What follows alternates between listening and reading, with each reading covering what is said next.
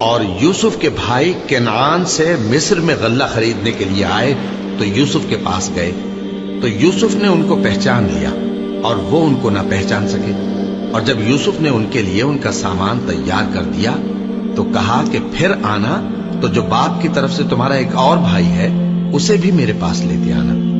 کیا تم نہیں دیکھتے کہ میں ناپ بھی پوری دیتا ہوں اور مہمانداری بھی خوب کرتا ہوں؟ اب اگر تم اسے میرے پاس نہ لاؤ گے تو نہ تمہیں میرے ہاں سے غلہ ملے گا اور نہ تم میرے پاس ہی آ سکو گے۔ انہوں نے کہا کہ ہم اس کے بارے میں اس کے والد کو پھسلائیں گے اور ہم یہ کام کر کے رہیں گے۔ اور یوسف نے اپنے خدام سے کہا کہ ان کا سرمایہ یعنی غلے کی قیمت ان کے سامان میں رکھ دو۔ عجب نہیں کہ جب یہ اپنے اہل و عیال میں جائیں تو اسے پہچان لیں، اور عجب نہیں کہ یہ پھر یہاں آئے۔ بس جب وہ اپنے والد کے پاس واپس گئے تو کہنے لگے کہ ابا، ہمارے لیے غلے کی بندش کر دی گئی ہے، تو ہمارے ساتھ ہمارے بھائی کو بھیج دیجئے تاکہ ہم پھر غلہ لائیں اور ہم اس کے نگہبان ہیں۔ یعقوب نے کہا کہ میں اس کے بارے میں تمہارا اعتبار نہیں کرتا، مگر ویسا ہی جیسا پہلے اس کے بھائی کے بارے میں کیا تھا، سو اللہ ہی بہتر نگہبان ہے اور وہ سب سے زیادہ رحم کرنے والا ہے۔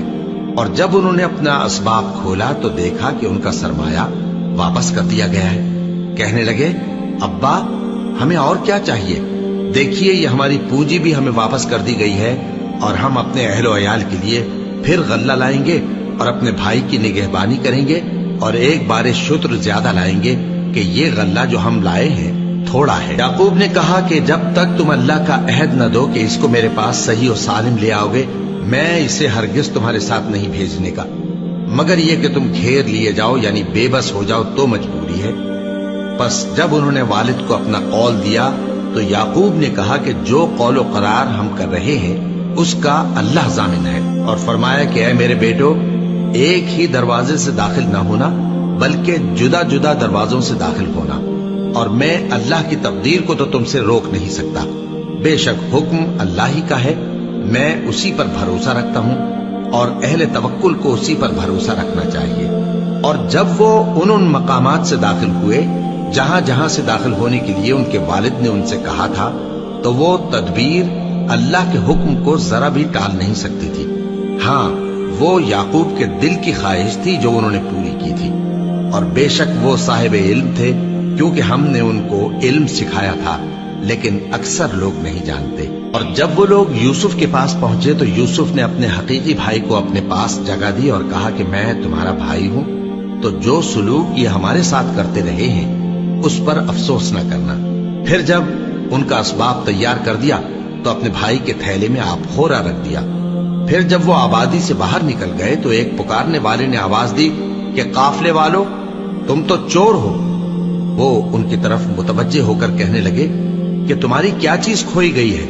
وہ بولے کہ بادشاہ کا کٹورا کھویا گیا ہے، اور جو شخص اس کو لے کے آئے اس کے لیے ایک بار شتر انعام، اور میں اس کا ضامن ہوں۔ وہ کہنے لگے کہ اللہ کی قسم، تم کو معلوم ہے کہ ہم اس ملک میں اس لیے نہیں آئے کہ خرابی کریں اور نہ ہم چوری کیا کرتے ہیں۔ وہ بولے کہ اگر تم جھوٹے نکلے یعنی چوری ثابت ہوئی تو اس کی سزا کیا؟ انہوں نے کہا کہ اس کی سزا یہ کہ جس کے تھیلے میں وہ دستیاب ہو وہی اس کا بدل قرار دیا جائے، ہم ظالموں کو یہی سزا دیا کرتی ہیں۔ پھر یوسف نے اپنے بھائی کے تھیلے سے پہلے ان کے تھیلوں کو دیکھنا شروع کیا، پھر اپنے بھائی کے تھیلے میں سے اس کو نکال لیا۔ اس طرح ہم نے یوسف کے لیے تدبیر کی، ورنہ بادشاہ کے قانون کے مطابق وہ اپنے بھائی کو لے نہیں سکتے تھے، مگر یہ کہ اللہ چاہے، ہم جس کے چاہتے ہیں درجے بلند کرتے ہیں، اور ہر علم والے سے بڑھ کر ایک بڑا علم والا ہے۔